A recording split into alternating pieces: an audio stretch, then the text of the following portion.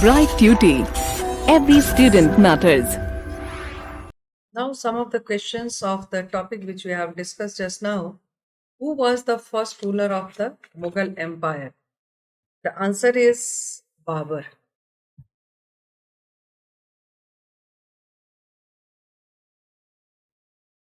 Babur was the first ruler of Mughal Empire. How did Babur relate to Genghis Khan? From his mother's side. Babur is related to Genghis Khan from his mother's side.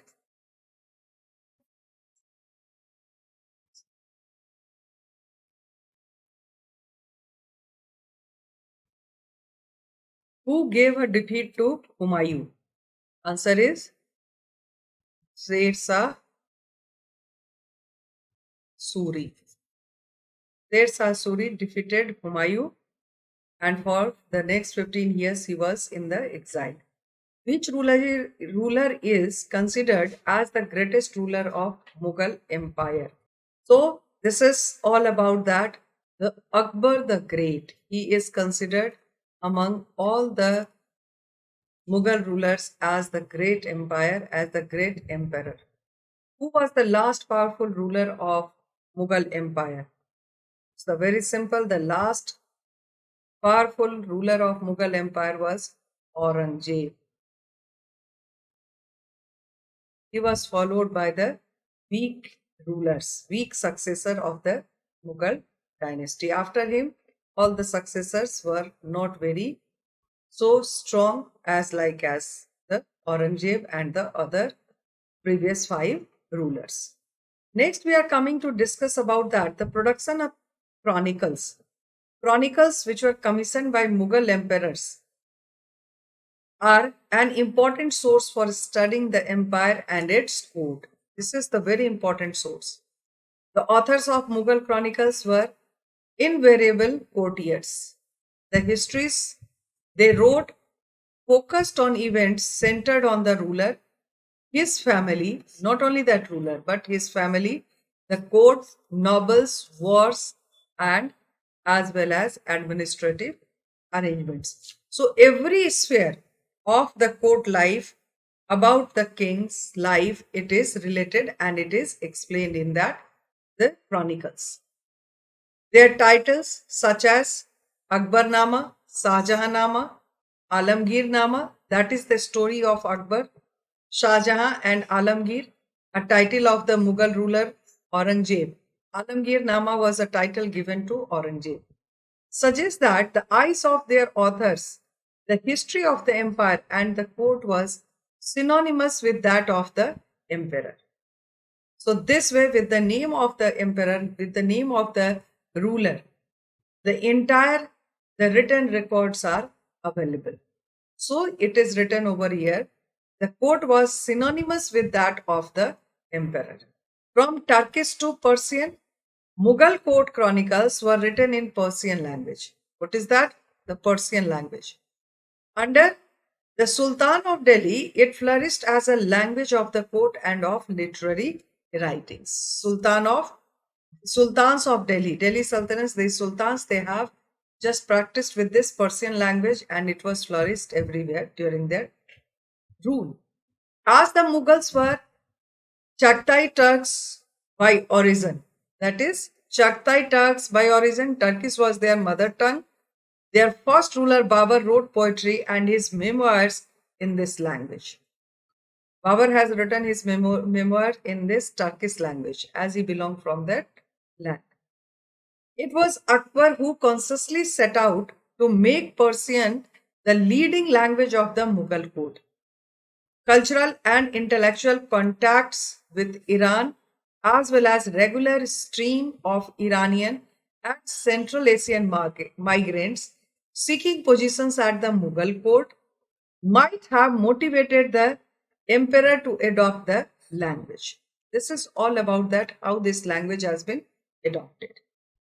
So what motivated these Mughal rulers?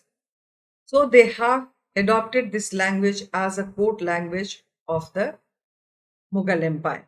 Persian was elevated to a language of empire. It was spoken by the king, royal household, and the elite at the court of the king. Further, it became the language of administration at all levels so that accountants, clerks, and the other functionaries also learned it. This was the gradual development of the learning of Persian. First, it was introduced in the court, royal court, by the king, then the elite, whosoever that the learned and the rich people in the court. Then it has started using for the administrative work, and gradually accountants, clerks, and the other functionaries also they have learned this language. This is about the Turkish language from Turkish to Persian. Since the people using Persian in the 16th and 17th centuries came from many different regions of the subcontinent and spoke other languages, Persian too became Indianized by absorbing local idioms. Now, when it has been started using and spoken by the common people for their administrative purposes, now it has also been absorbed with that the local idioms, and it has now a new form. Indianized Persian is been developed. A new language, Urdu, sprang from the interaction of Persian and Hindavi. This is the concept about that the Urdu. It is originated in our country only, and there is an interaction of Persian with Hindavi. Hindavi was actually the language in those days spoken by the people. Hindi was not the language known to the people. It was known as Hindavi. Mughal chronicles such as Akbarnama were written in Persian. Others like Babur's memoirs were translated from the Turkish into the Persian Babarnama. Translation of Sanskrit texts such as the Mahabharata and the Ramayana into the Persian were commissioned by the Mughal emperors. Mahabharata was translated as Razmnama, Book of Wars. This is the translation of Mahabharata in Persian language. It is known as Razmnama. The making of manuscripts. Now, this is the very important question about that. How these manuscripts were made and how it was kept and how it was preserved. So, all books in Mughal India were manuscripts. That is, they were handwritten. What is this? This is the handwritten records is known as manuscript. This is the simple definition of manuscript. What is manuscript? The handwritten records. So most of the books of this Mughal Empire or the Mughal India were available in a form of manuscripts. The center of manuscript production was the Imperial Kitab Khana. What it is? The production unit of these manuscripts were known as Kitab Khana. Although Kitab Khana can be translated as library, gradually it has been translated into library. It was a scriptorium. What it is known as? Scriptorium, where the scripts are kept or preserved. That is a place where the emperor's collection of manuscripts was kept and new manuscripts were produced. So this is about the importance of scriptorium. The creation of manuscript involved number of people performing a variety of tasks.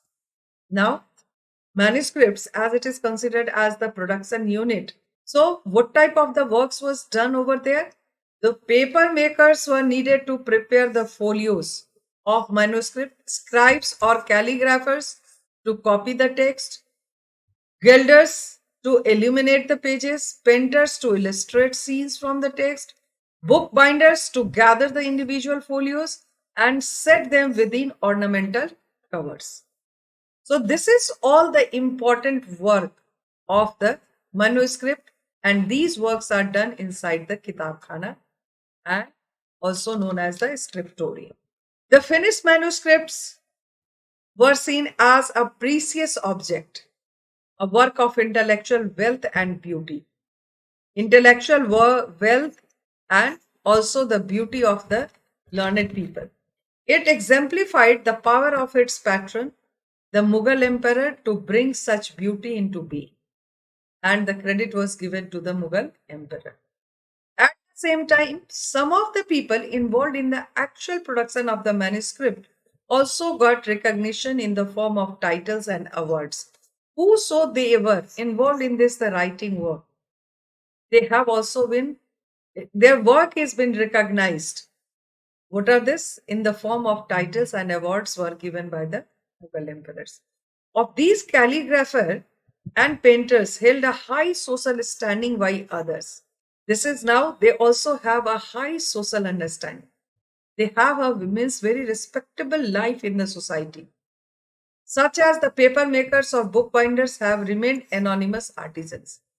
But the name of the bookbinders, the paper makers who they are making the papers for the manuscripts, their names are not been highlighted.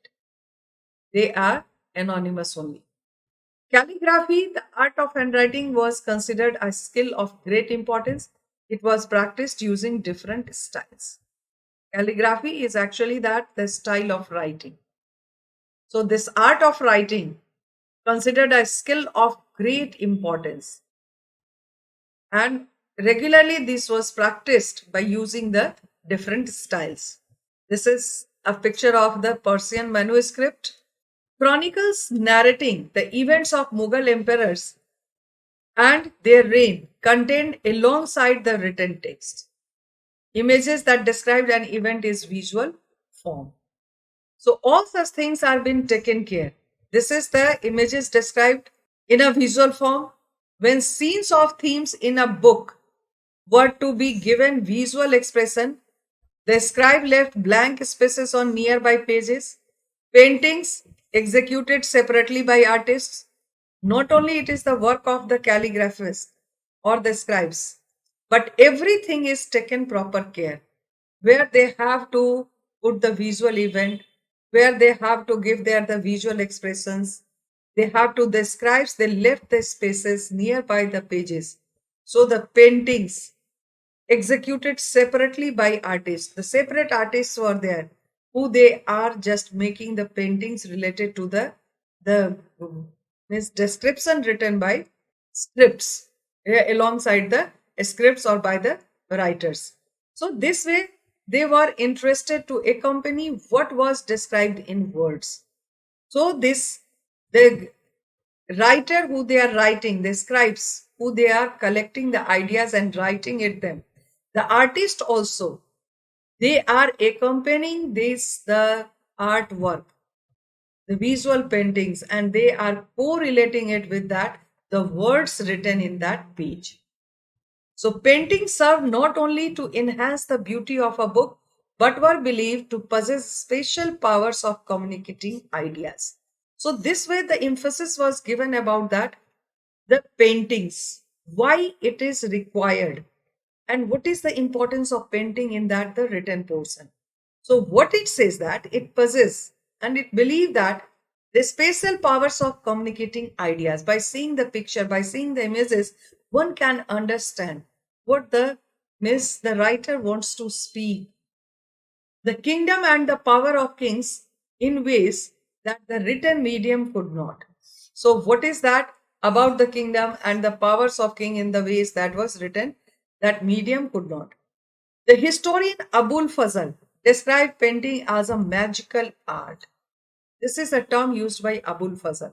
He is just telling about that, insisting about that the painting, it's a magic of art. In his view, it had the power to make inanimate objects look like if the life was they possessed life. Means by depicting the pictures, it gives the life to the words. So this way the deep meaning was coming from the magical art. This is about the Mughal painting. The production of paintings portraying the emperor, his court, and the people was a source of constant tension between rulers and the representatives of the Muslim orthodoxy, the ulama.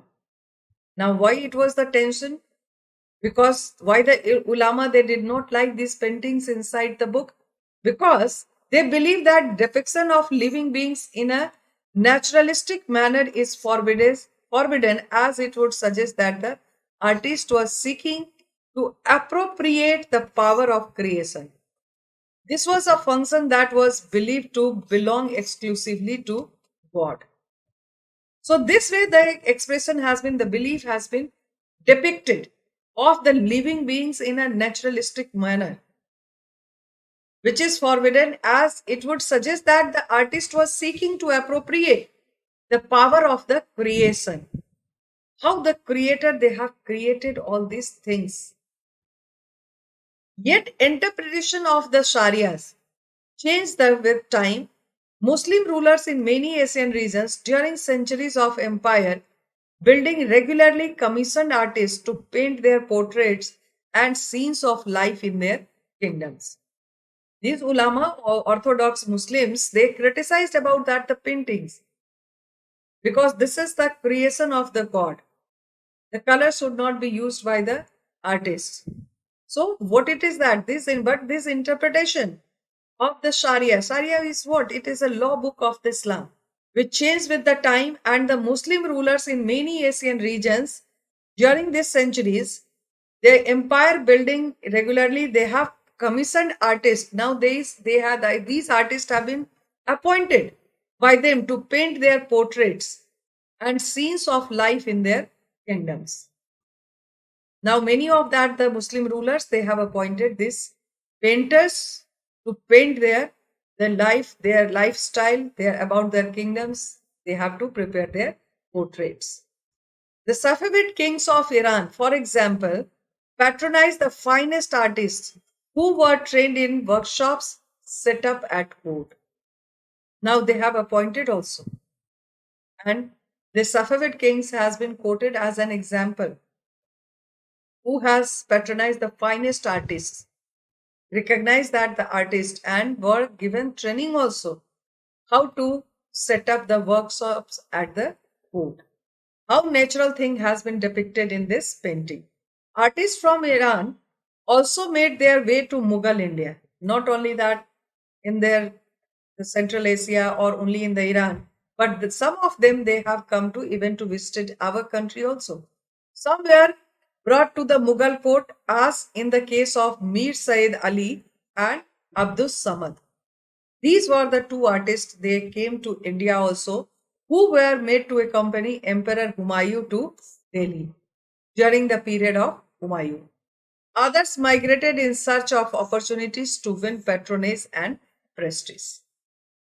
These two husbands, Sayyid Ali and the Abdus Samad, were brought by this Humayun, and others they have come in search of the opportunities to win patronage and prestige in the Indian rulers or Indian courts.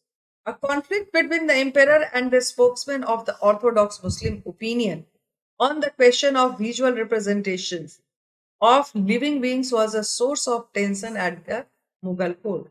But it was always a tension.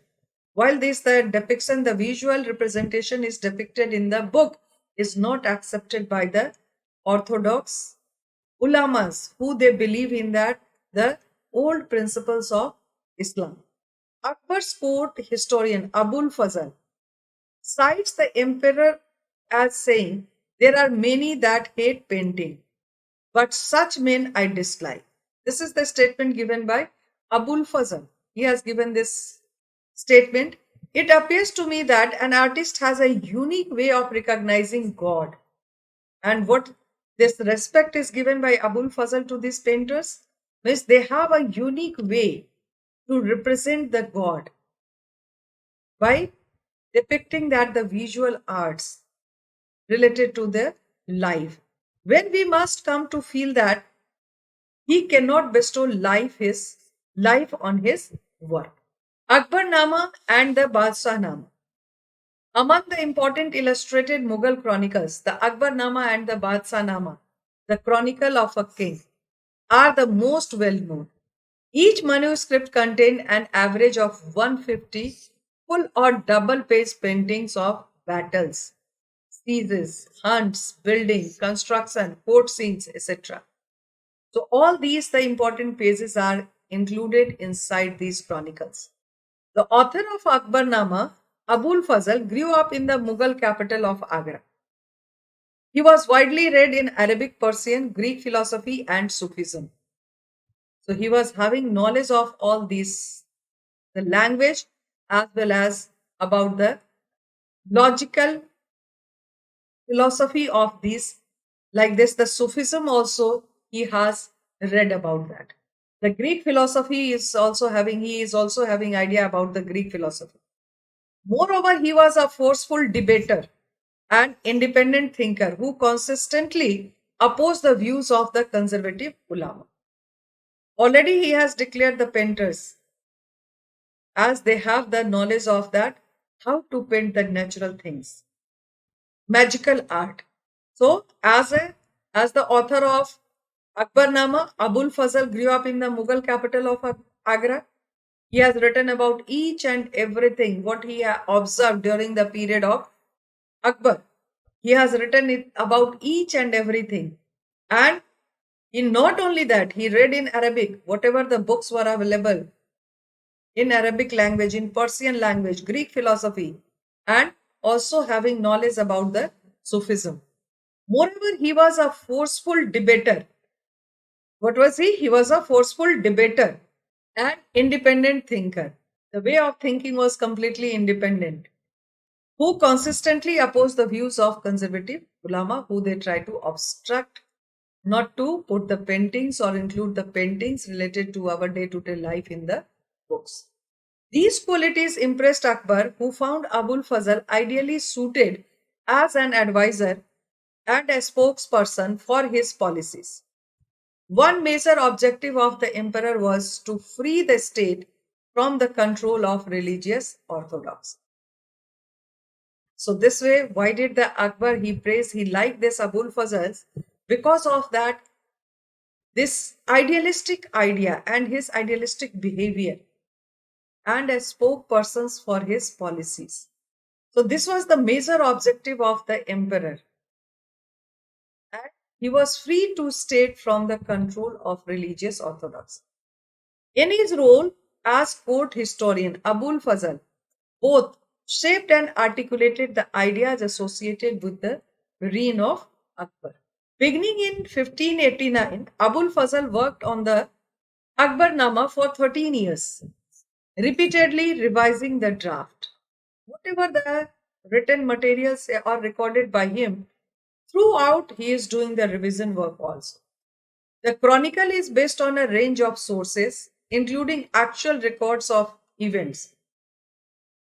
Actual events, that is Wakai. Wakai is a Miss Persian or Urdu word. It has been used by Abul Fazl. Official documents and oral testimonies of knowledgeable persons. So whatever this his chronicle was based on the range of sources. Sources what he has collected, which was actually records of events. The actual events were whatever it was in the practice were recorded by him. The Akbarnama is divided into three books, of which the first two are chronicles. The third book is Aine Akbari. So this is about the Aine Akbari and the other two books. The first volume contains the history of mankind from Adam to one celestial cycle of Akbar's life, that is 30 years. The second volume closes in the 46th regnal year, that is 1601 of Akbar. The very next year, Abul Fazl fell victim of a conspiracy cast by Prince Salim and was murdered by his accomplice Veer Singh Bundela. This way, his life came to an end. Akbarnama was written to provide a detailed description of Akbar's reign in the traditional diachronic sense of recording politically significant events across time, as well as in the more novel sense of giving a synchronic picture of all aspects of Akbar's empire, like the geography, social, administrative, and cultural, without reference to chronology. Everything, the entire aspect of Akbar's life, related to Akbar's life, it has been written and the ideas collected by Abul Fazl, and he has given the entire detail about the Akbar.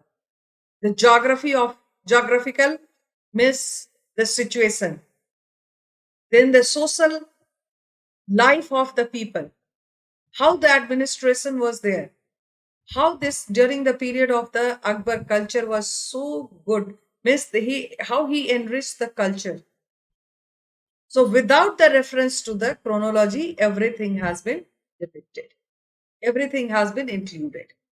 In the Aine Akbari, the Mughal Empire is presented as having a diverse population consisting of Hindus, Jains, Buddhists, and Muslims, and a composite culture. Why it is that? The culturally, India is a very rich country, and it was already taken care by Akbar during his rule, during his period of as a ruler of this period. In the Aine Akbari, while he was this work was done by Abul Fazl, he was writing everything and correlating it with that the lifestyle of Akbar. What he has written in that, in what way he has presented himself, diverse population. He has included everything, diverse population.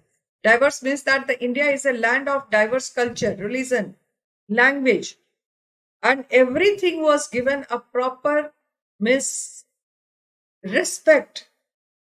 Everything was highlighted by Abul Fazl, how they have been taken care by Akbar, whether they were the Hindus, Jains, Buddhists, Muslims, whosoever.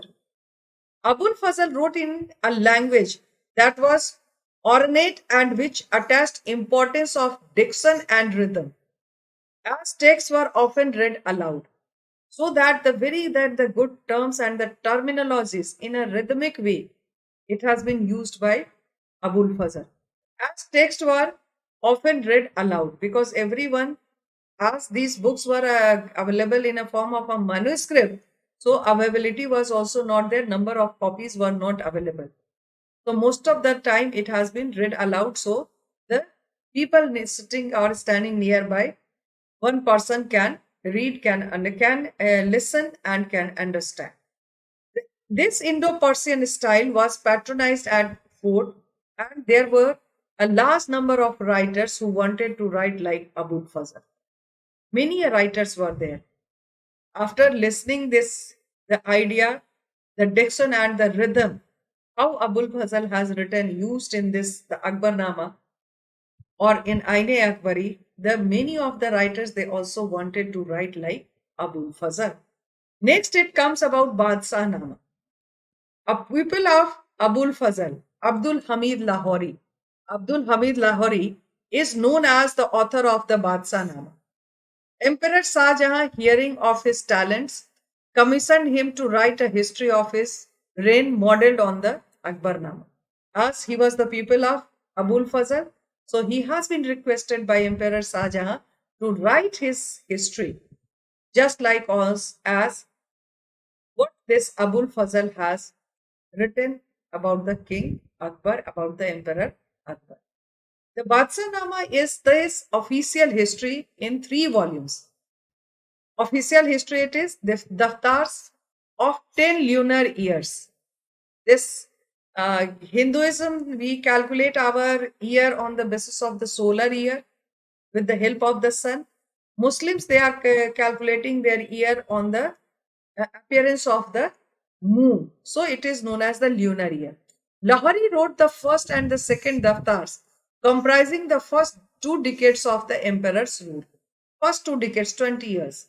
These volumes were later revised by Sadullah Khan, Shah Jahan's wazir. Revision work was also done. Changes were also been introduced. Infirmities of old age prevented Lahori from proceeding with the 3rd decade. With the 3rd decade, he was not in such a position to proceed with this, the writing work. So, which was then chronicled by the historian Waris. So, this is now chronicled by the Waris. Some of the questions of this portion is that name the chronicles prepared during the Mughal period. So we have to name some of the few chronicles. What were they? They were Akbarnama,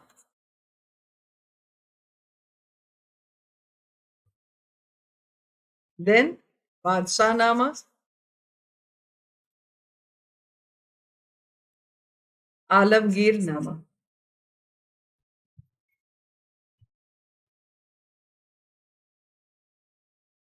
In which language most of the chronicles were written in the Mughal period? most of the chronicles were written in the Persian language because Persian was the court language used for the administrative work, as well as for the clerks and the accountants also. Name the center of manuscript production during the Mughal Empire. It was known as Kitab Khana. What we have the concept of library is the same manner. What is Nastaliq? It is a style of writing. Nastaliq is a style of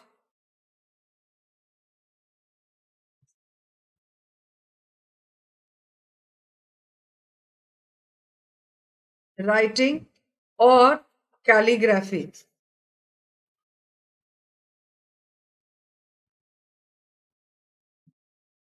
This is actually in a form of a fluid style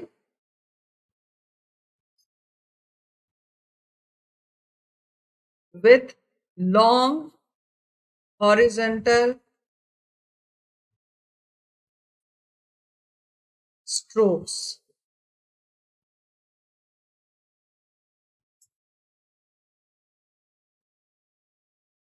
So, what is Nastaliq? Nastaliq is a style of writing or calligraphy with a fluid style with long horizontal strokes. That way, the Persian language was known as the Nastaliq. The ideal kingdom. This is the new topic which we are coming to discuss now. The court chronicles drew upon many sources to show that the power of Mughal kings came directly from God. Now, what are the sources they were used by the historians and the court chroniclers while they are writing this about that Mughal rulers and their power, and they compare it with the God. One of the legends they narrated was that of the Mongol queen, Alenqua, who was impregnated by a ray of sunshine while resting in her tent. The offspring she bore carried this divine light and passed it on from generation to generation. So, this is a fact about that.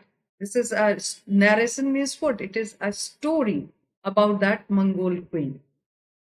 According to this idea, the divine light was transmitted to the king, who then became the source of spiritual guidance of his subjects. Now, this divine light was transmitted to the king, and how then it became the source of spiritual guidance means that the king is now guided, getting his guidance direct from the God from for his subjects. How to take decision, how to run administration, for everything, the ideas and the guidance they are getting from the God. This is the ideal king of Mughal painting. This painting is also showing the same. Mughal paintings transmitted these ideas in a way they left a lasting impression on the minds of the viewers. So this is all about that.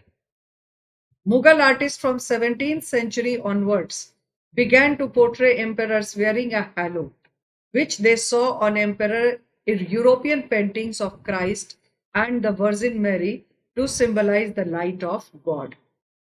So this is the copied by the artist, Mughal artist from the European paintings. This is now a unifying force. The Mughal chronicles present the empire as comprising many different ethnic and religious communities: Hindus, Jains, Zoroastrians, and Muslims. These were all the important religion were followed during those days.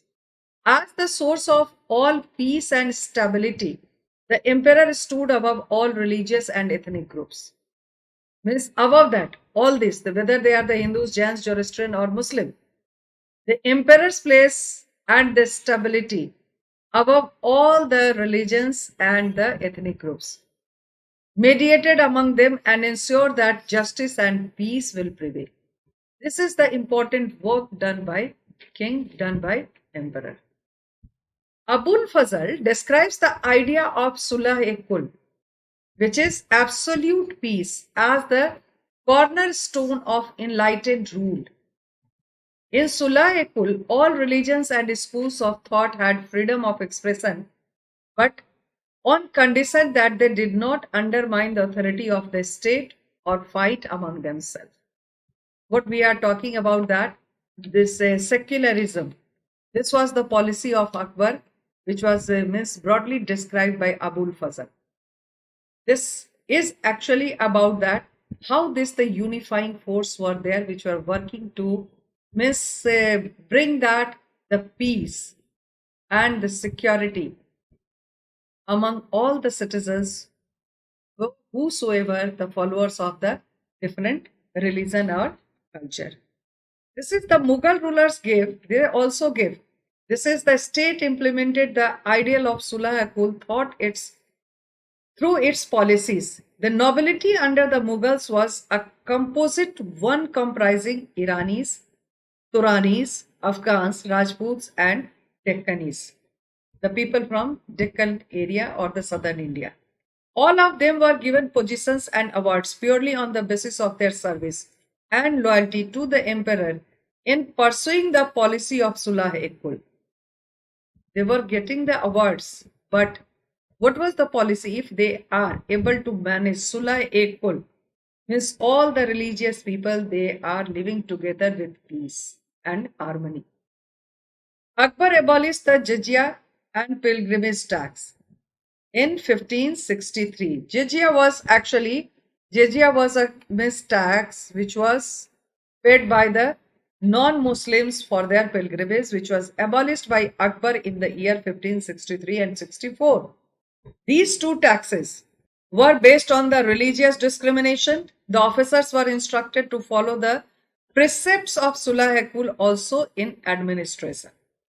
Not only for that the religion, but in the administration also, this was the instruction given by Akbar to unify the force, the citizens, they can live together in a peaceful manner. So the Mughal rulers gave grant to support the buildings and religious shrines. Even when temples were destroyed during war, grants were later given for their repair as it was done in the reigns of Shah Jahan and Aurangzeb. But in the reign of Aurangzeb, the jizya was reimposed on non-Muslim subjects. The last ruler, Aurangzeb, he has reimposed this jizya on the Hindus or other than the Muslims they were supposed to pay.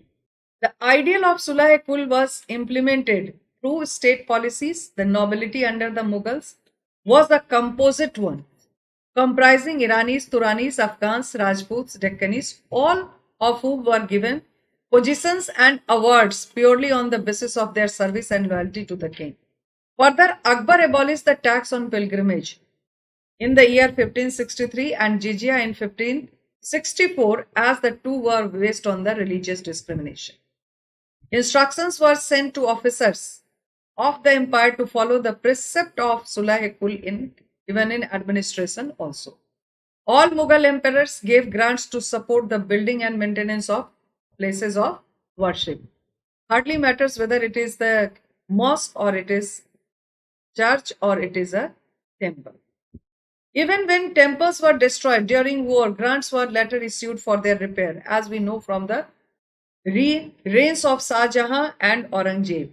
During the period of the Shah Jahan and Aurangzeb also it was done. However, during the period of Aurangzeb, the jizya was reimposed on non-Muslim subjects.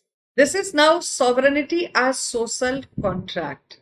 What was this? Abul Fazl defined sovereignty as a social contract. The emperor protects the four essence of his subjects, namely life, property, honor, faith, and in return demands obedience and a share of resources. This is about the social contract.